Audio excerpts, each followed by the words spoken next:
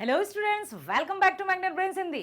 मैं लाली वर्मा आप सभी विद्यार्थियों का पुनः मैग्नेट ब्रेन्स हिंदी में स्वागत करती हूँ। स्वागत करने के साथ साथ ये आशा भी करती हूँ कि आप सभी स्वस्थ होंगे, खुश होंगे, प्रसन्नचित होकर अपने सभी कार्य कर रहे होंगे और साथ ही साथ प्रेम पूर्वक अपना जीवन बिता रहे होंगे, कर्म पथ पर चल रहे होंगे। क्योंकि हमने अपनी पाठ्य पुस्तक काव्य खंड का स्टार्ट कर दिया है पार्ट 2, कवि मंजन द्वारा रचित काव्य कड़बक, जिसमें कवि ने प्रेम की महत्ता का वर्णन किया है। प्रेम क्या है? प्रेम परमात्मा है, प्रेम निस्वार्थता है, प्रेम समर्पण है, प्रेम त्याग है, प्रेम ईश्वर है, सब कुछ है प्रेम, यही तो बताया है। सो प्लीज प्लीज प्लीज मेरे साथ बने रहिएगा मैग्नेट ब्रेन्स पर प्रेम पूर्वक, जो आपको कक्षा 7वीं से 12वीं की online school education 100% free provide करता है। इंग्लिश मीडियम की यदि मैं बात करूं तो किंडरगार्टन से आप 12वीं तक की ऑनलाइन स्कूल एजुकेशन 100% फ्री देख सकते हैं। साथ ही साथ सभी प्रकार की प्रतियोगी परीक्षाओं के वीडियोस भी आपको 100% प्रोवाइड किए जाते हैं फ्री फ्री फ्री, जिनमें शामिल है NTSC, olympiad, IIT, JEE, NEET, UPSC, bank, insurance, सभी प्रकार की प्रतियोगी परीक्षाओं के वीडियोस। चलिए चलते हैं इस वीडियो की तरफ। इस वीडियो में हम करने वाले हैं हमारी पाठ्य पुस्तक काव्य खंड का दूसरा चैप्टर कड़बक, और जो लिखा है कवि सूफी हिंदी कवि मंजन द्वारा। हमने इसकी व्याख्या कर ली है ना, आपने देख लिया ना प्रेम की परिभाषा क्या है। इस वीडियो में हम करेंगे बिहार बोर्ड सॉल्यूशंस। तो आ जाइए मेरे साथ और ध्यान पूर्वक सुनिए प्रश्नों को और समझिए प्रश्नों को, क्योंकि जब प्रश्न समझ में आता है तभी उत्तर हम समझ पाते हैं। यदि प्रश्न ही समझ में नहीं आएगा तो उत्तर कैसे देंगे, बोलो? नहीं दे पाएंगे ना, इसलिए सुनिए और समझिए। पहला प्रश्न है, कवि ने प्रेम को संसार में अंगूठी के नगीने के समान अमूल्य माना है।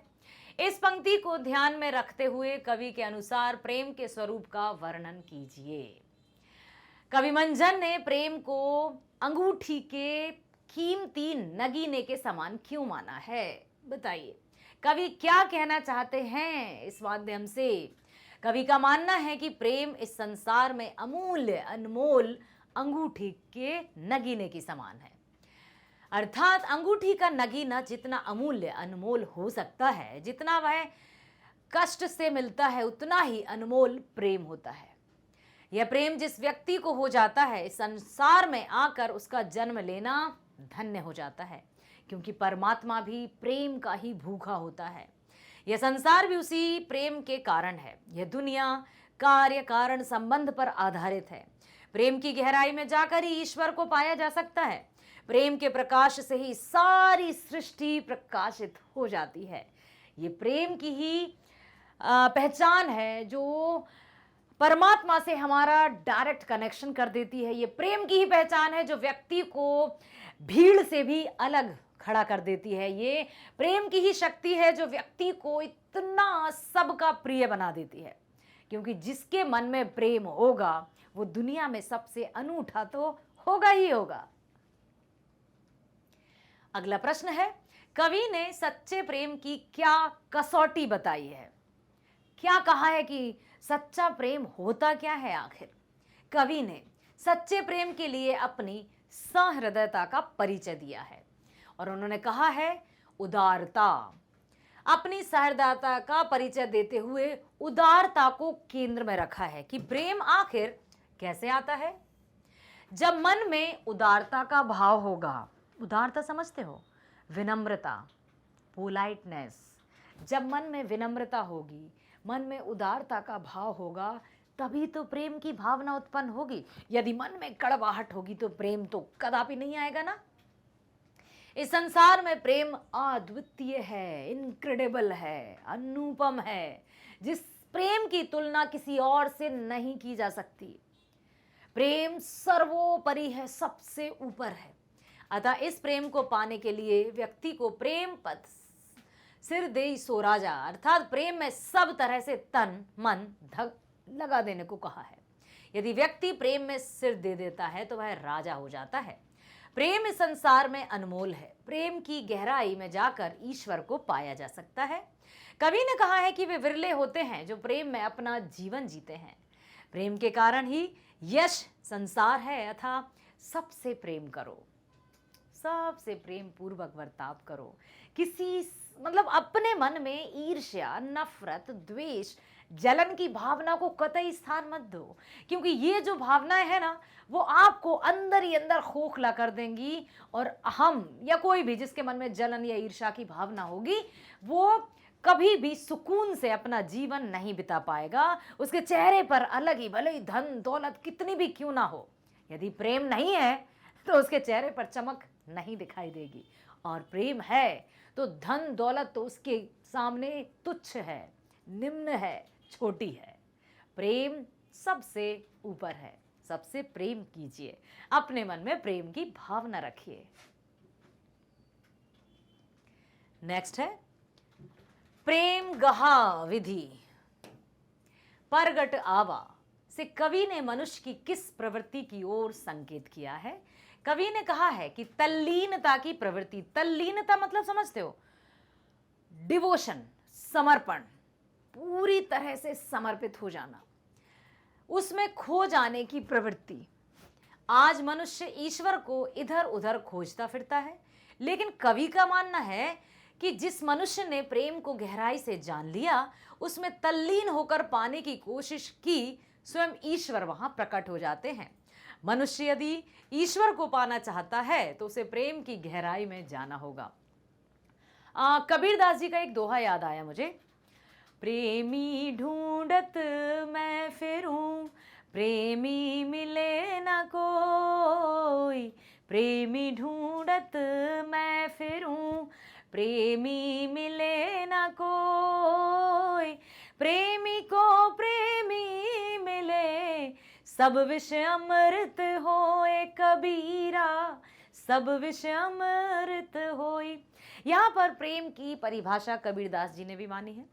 संपूर्ण जगत में यदि आप परमात्मा से लीजिए, श्री कृष्ण, श्रीमद् भागवत कथा, या जहां भी पौराणिक कथाओं को उठाकर देख लीजिए, किसी भी धार्मिक ग्रंथ, चाहे वो हिंदू धर्म की रामचरितमानस हो, चाहे वो मुस्लिम धर्म की कुरान हो, चाहे वो हिंदू मुस्लिम सिख धर्म का वो आपका गुरु ग्रंथ साहिब हो, या ईसाई धर्म का बाइबल हो, सब में प्रेम को सर्वोपरि माना है। सब में, सभी पवित्र ग्रंथों में यही कहा गया है कि सबको मिलजुल कर आपसी प्रेम और सद्भाव के साथ रहना चाहिए। तो यहां पर तल्लीनता की प्रवृत्ति, उसमें खो जाने की प्रवृत्ति, आज मनुष्य ईश्वर को इधर उधर खोजता फिरता है, लेकिन कवि का मानना है कि जिस मनुष्य ने प्रेम को गहराई से जान लिया, उसमें तल्लीन होकर पाने की कोशिश की, स्वयं ईश्वर वहां प्रकट हो जाते हैं। मनुष्य यदि ईश्वर को पाना चाहता है तो उसे प्रेम की गहराई में जाना होगा। यदि अहंकार रूपी भावना मन में आ गई तो आप कितने बड़े बड़े मंदिरों का निर्माण ही क्यों ना करा लें, कितने ही अपने रत्न जड़ित या जो भी रत्न है, धन दौलत है, उसके चरणों में ना चढ़ा दें, वो आपका साथ नहीं देगा, अर्थात आपको उसकी कृपा नहीं प्राप्त होगी। क्यों? क्योंकि प्रभु तो सिर्फ और सिर्फ प्रेम के प्यासे रहते हैं, वो तो सिर्फ सच्ची भावना के भूखे होते हैं।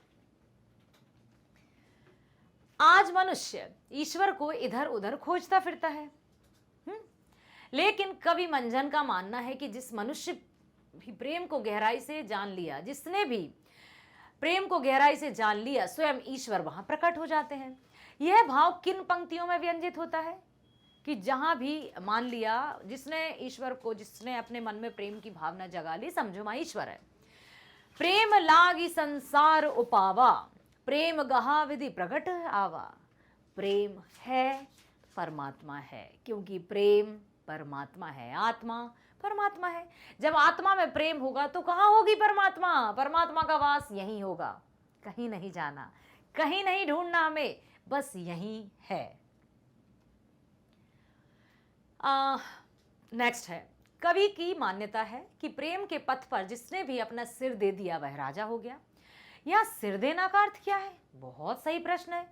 आपके मस्तिष्क में आया कि वहां क्यों लिखा था कि सिर दे दिया? सिर मतलब, ये तो हमने सुना था कि ओखली में सिर देना तो मूसल से क्या डरना, लेकिन प्रेम में सिर देना अर्थात, सुनिए, प्रेम में सिर देने का अर्थ है तल्लीन हो जाना, पूरी तरह से मगन हो जाना। जैसे मीराबाई, ऐसी लागी लगन मीरा हो गई मगन, वो तो गोपाल गोविंद गाने लगी।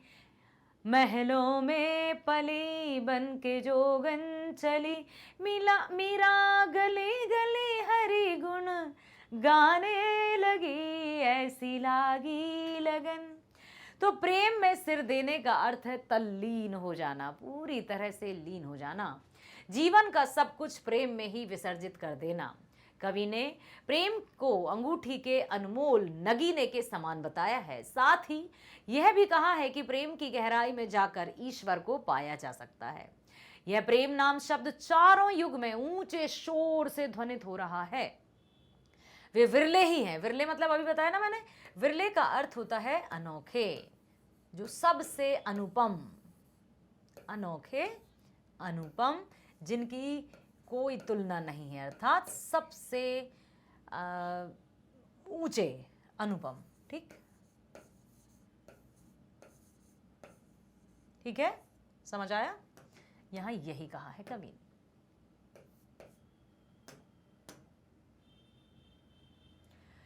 प्रेम का मतलब सिर देने का अर्थ है तल्लीन होना, जीवन का सब कुछ प्रेम में ही विसर्जित कर देना, सब कुछ न्यौछावर करना। विसर्जित मतलब सब, सर्वस्व न्यौछावर कर देना।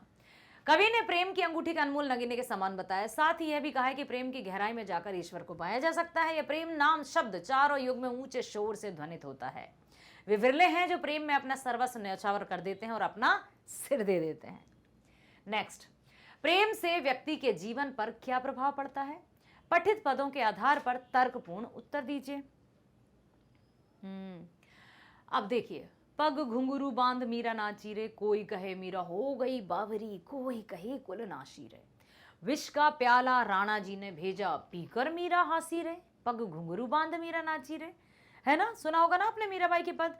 तो आया है प्रश्न कि प्रेम से व्यक्ति के जीवन पर क्या प्रभाव पड़ता है? पठित पदों के आधार पर तर्कपूर्ण उत्तर दीजिए। प्रेम से व्यक्ति के जीवन पर अनेक प्रभाव पड़ता है। जो व्यक्ति इस संसार में एक दूसरे से प्रेम करते हैं, वे एक सहृदय समाज, सुखद वातावरण का निर्माण करते हैं। इससे सारा जगत धन्य हो जाता है। कवि का मानना है कि संसार प्रेम के कारण ही है और प्रेम विश्वास की डोर पर टिकी होती है। प्रेम से ही ईश्वर को पाया जा सकता है। यदि हम चाहेंगे, हम इतना चढ़ावा चढ़ा देंगे, हम तीर्थ स्थल जाएंगे, हम यज्ञ करवाएंगे, हम गेरुआ वस्त्र धारण करेंगे, अलख निरंजन करेंगे, रुद्राक्ष की मतलब माला धारण कर लेंगे, एक टांग पर खड़े होकर हम नमन करेंगे, निर्जला रहकर हम भूख प्यास मतलब व्रत धारण करेंगे, हमें ईश्वर कैसे नहीं मिलेगा? जरूर मिलेगा। मिथ्या है, सब गलत है। प्रेम तो परमात्मा के पास पहुंचने का केवल एक मार्ग है, प्रेम। केवल इस मार्ग पर चलकर हम परमात्मा को प्राप्त कर सकते हैं। सच्चाई के साथ, पवित्रता के साथ, समर्पण के साथ, त्याग के साथ, अपने मन में विनम्रता का भाव, अपने मन में उदारता का भाव लेकर ही परमात्मा को प्राप्त किया जा सकता है। अन्यत्र कोई दूसरा साधन नहीं है। प्रेम से व्यक्ति के जीवन पर क्या प्रभाव पड़ता है? समझ आया कि प्रेम से व्यक्ति के जीवन पर अनेक प्रभाव पड़ते हैं। जो व्यक्ति इस संसार में एक दूसरे से प्रेम करते हैं, वे एक सहृदय समाज, सुखद वातावरण का निर्माण करते हैं। इससे सारा जगत धन्य हो जाता है। कवि का मानना है कि संसार प्रेम के कारण ही है और प्रेम विश्वास की डोर पर टिकी होती है। प्रेम से ही ईश्वर को पाया जा सकता है। अब आ गया है सप्रसंग व्याख्या कीजिए। अब आ गई हैं पंक्तियां और आपको बताना है उनका अर्थ। ठीक, तो जब भी व्याख्या आता है, जैसे किसी भी काव्य खंड में जब व्याख्या पूछा जाता है, तब भी हमें लिखना होता है कि ये पंक्तियां कौन से पाठ से ली गई हैं, इसके कवि कौन है। ठीक इसी प्रकार से यदि गद्य में आ जाता है आशय स्पष्ट कीजिए, तब भी हमें लिखना होता है कि वो पंक्तियां कौन से पाठ से ली गई हैं और रचयिता कौन है। प्रेम हाट चाहूं दिसी है पसरी गे, बनी जो जेले लाहो फल गाहक जनि डहकावे कोई। प्रस्तुत पंक्तियां मध्यकालीन कवि मंझन के कड़कबक से ली गई हैं। इन पंक्तियों के माध्यम से कवि प्रेम की उच्च भूमि, उसके आदर्शों को वकालत करते हुए कहते हैं कि प्रेम चारों दिशाओं का बाजार है। जो व्यापारी इसे पाना चाहते हैं, वे फल की चिंता ना करते हुए इसे बस पा लें और दूसरों को भ्रमित कदापि ना करें। आशा यह है कि प्रेम इस जीवन का सारत्व है। प्रेम अद्वितीय है। यह अनमोल है और अनमोल वस्तु बड़ी कठिनाई एवं लगन से प्राप्त होती है। अतः जो व्यक्ति इसे पाना चाहते हैं उसे पाने की कोशिश करें, परंतु दूसरों को भ्रमित कदापि ना करें। अब है भाव सौंदर्य स्पष्ट कीजिए। एक बार जो मरि ज्यों पावे, काल बहुरती है नियर न आवे। जो प्रेम में अपने आप को न्यौछावर कर देते हैं, अपने आप को बलिदान दे देते हैं, वो समझिए अमर हो जाते हैं। उनके पास तो काल भी आने से डरता है, मृत्यु भी उनसे डरती है, क्योंकि प्रेम तो सर्वोपरि है, सबसे बड़ी शक्ति है। प्रस्तुत पंक्तियां मंझन जी द्वारा रचित मधुमालती से उद्धृत कड़बक पाठ से ली गई हैं। मधुमालती एक ग्रंथ है, उसमें कई पाठ समाये हुए हैं। इस कड़बक के माध्यम से कवि कहना चाहते हैं कि जो व्यक्ति एक बार प्रेम के कारण मृत्यु पाया वह अमर हो गया, उसके नजदीक काल भी नहीं आ पाते हैं। अर्थात प्रेम में इतनी शक्ति है कि वह जीवन को अमर बना देता है। व्यक्ति यश पाने का भागी बनता है। जो व्यक्ति प्रेम की शरण में आते हैं वे स्वयं अपने आप उबर जाते हैं। प्रेम किसी के मारने से नहीं मरता, वह संसार में अमर है। इसी के सहारे कई लोग अमर हुए हैं, चले गए हैं वो। आप जैसे प्रेम, सच्चा प्रेम, राधा कृष्ण का प्रेम सर्वोपरि माना जाता है, ठीक है। और भी आपने कई ऐसे सुने होंगे, जैसे हीर रांझा शराफ, है ना, ऐसे और भी ना बहुत सारे आपको कोई ऐसे याद हो तो बताइएगा। मेरुतुक फल अमृत हो ही गया, नीचे अमरताई के कया। प्रस्तुत पंक्तियां मंझन जी द्वारा रचित मधुमालती से उद्धृत हैं। कवि कहना चाहते हैं कि प्रेम के कारण जिसने मृत्यु को प्राप्त किया उसके लिए मृत्यु का फल अमृत के समान। निश्चय ही उसकी काया, शरीर अमर हो गया। प्रेम में सर्वस्व समर्पण से व्यक्ति के निजी जीवन में आत्मिक सुंदरता आ जाती है। सीरियसली, और मन इतना प्रसन्नचित रहता है कि कोई भी नकारात्मक सोच या कोई भी परेशानी से वो विचलित नहीं होते हैं, क्योंकि उनको पता है कि प्रेममय है, और प्रेममय है तो परमात्मा यही है, और जब परमात्मा यही है तो घबराने की क्या बात है। अतः व्यक्ति प्रेम की शरण में जाकर स्वयं उबर जाता है, उसके नजदीक काल भी नहीं पहुंच पाते। जो जीव इस काल संसार को जानता है वह प्रेम की शरण में जाकर अपना जीवन धन्य कर लेता है। और बताइए, और कोई पंक्तियां या कोई गीत ऐसा याद आ रहा है जिसमें प्रेम की पराकाष्ठा को बताया गया हो या प्रेम की परिभाषा को दिया गया हो? हाँ, ओके। जैसे कृष्ण जी और राधा जी का एक सॉन्ग, गीत सुना होगा आपने। उनका प्रेम तो बचपन से आ रहा है, बचपन से चला आया है। राधा क्यों गोरी मैं क्यों काला, बोले यशोमती मैया से, सुना है? यशोमती मैया से बोले नंद लाला, राधा क्यों गोरी मैं क्यों काला। बोली मुस्काती मैया सुन मेरे प्यारे, बोली मुस्काती मैया सुन मेरे प्यारे, गोरी गोरी राधिका के नैन कजरारे, कार नैन वाली ने हो, कार नैन वाली ने ऐसा जादू डारा, इसलिए काला। ये सब क्या है? प्रेम ही तो है। और जहाँ गोपियाँ या श्री कृष्ण, या फिर आपने सूरदास जी का पद सुना होगा, पद के बारे में सुना होगा, जैसे जहाँ पर श्री कृष्ण जब मथुरा चले जाते हैं, गोपियाँ किस तरह से विरह वेदना में तड़पती हैं, परंतु फिर भी ऐसा नहीं है कि कृष्ण के दूर जाने के बाद उनके मन से प्रेम हट गया हो। प्रेम अमर रहता है, प्रेम नश्वर नहीं है, प्रेम तो शाश्वत है। अगला प्रश्न है, प्रेम में सर्वस्व समर्पण से व्यक्ति के निजी जीवन में आत्मिक सुंदरता आ जाती है। वह परिपक्वता कवि के विचारों में किस प्रकार आती है, बताइए। यह परिपक्वता कवि के इन विचारों से आती कि जिसमें कवि ने कहा है कि मृत्यु का फल अभी तो हो ही गया, नीचे अमरताई की काया। अर्थात जिस व्यक्ति ने प्रेम में अपना सर्वस्व न्यौछावर कर दिया उसके लिए मृत्यु अमृत के समान है। उसकी काया, काया मतलब समझते हो, शरीर, अमर हो गई। काया का अर्थ है शरीर। अर्थात वो मरकर भी मरते नहीं।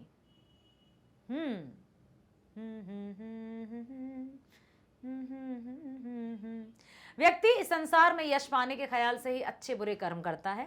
यदि प्रेम वह मार्ग है जिसके सहारे ईश्वर को अमरता से पाया जा सकता है तो व्यक्ति को प्रेम करना चाहिए। यदि इस प्रेम के कारण सर्वस्व न्यौछावर भी करना पड़े तो वह जायज है। कवि की यही दृष्टि है। रसखान जी हमें मतलब श्री कृष्ण के परम भक्त माने जाते हैं और उन्होंने सर्वस्व न्यौछावर करने की बात कही है कि रसखान जी की दो पंक्तियां मुझे याद आ रही हैं कि उन्होंने कहा है कि यदि मुझे कृष्ण की लाठी और कंबल प्राप्त हो जाए तो मैं सब कुछ त्याग, या लकुटियरु कामरिया पर, या लकुटियरु कामरिया पर राजती हूँ पुर को तजी डारो, आठहु सिद्धि नवो निधि के सुख, आठहु सिद्धि नवो निधि के सुख, नंद की गाय चराए बिसारो।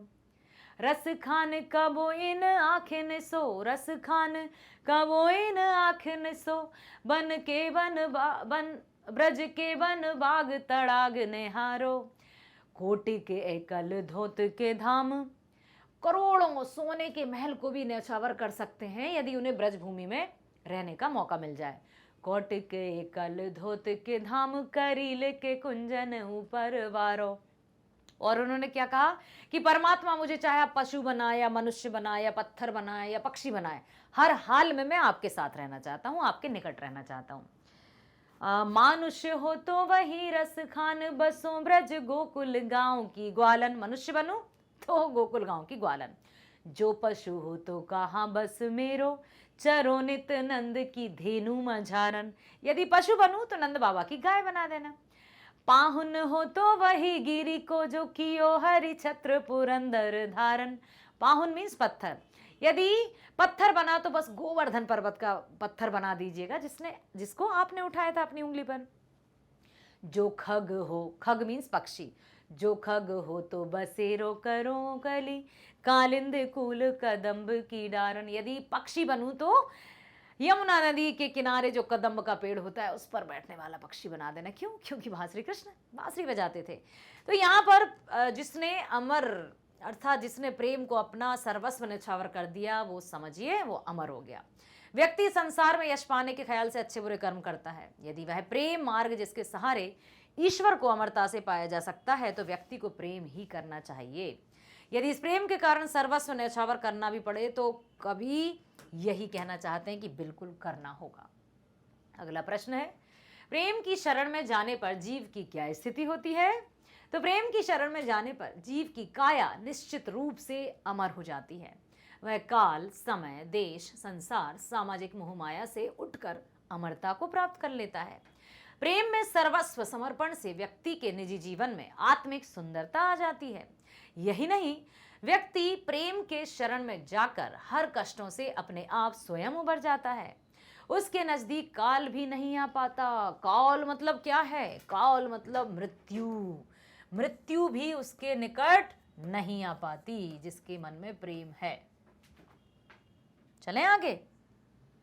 बहुत बढ़िया, सुन लिया। तो प्रेम क्या है? प्रेम तो परमात्मा है। प्रेम अमर है, अनंत है, जिसकी कोई सीमा नहीं है।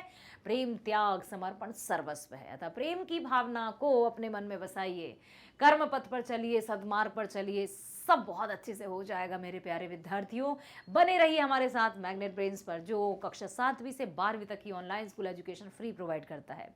इंग्लिश मीडियम किंडरगार्टन से कक्षा 12वीं तक की ऑनलाइन स्कूल एजुकेशन फ्री। साथ ही साथ आप ट्विटर, फेसबुक और इंस्टा पर भी जाइए, अपडेट रहिए एकदम बेहतरीन तरीके से।